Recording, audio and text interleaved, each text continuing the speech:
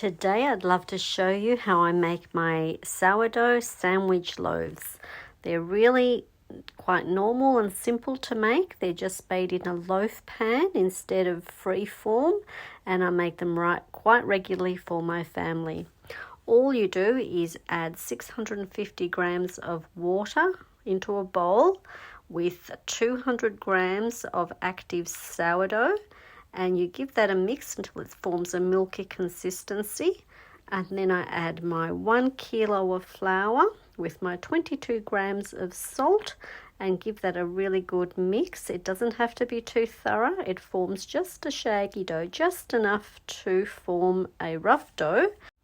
Then I will leave that rest for 1 hour before I start my stretch and folds. And I do the stretch and folds 4 times with a half-hour rest in between. And your dough structure will change each time you do this. I then let that do its thing for about 5 to 6 hours on the bench top and let them bulk ferment a little bit. And then I laminate and shape my loaves into my bannetons and leave to rest in the fridge overnight for some more bulk fermenting. In the morning, I flip them over into my bread cases and I get them ready for baking. So I give them a little sprinkling of my rice flour. You can use normal plain flour as well, but rice flour gives it a nice little crustier kind of surface area. And so sprinkle that on top, and I just do a simple expansion score. I don't do any fancy scoring on these ones.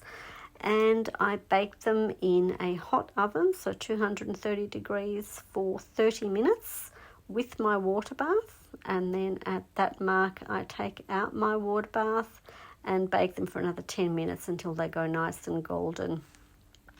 And this is what they look like. So I pop them out of the oven and I let them cool a little before I flip them over, and they are ready to go. So what I do is I cool them completely for about an hour at least, and slice one of them up and store in my freezer, and the other one we tend to eat within a few days anyway.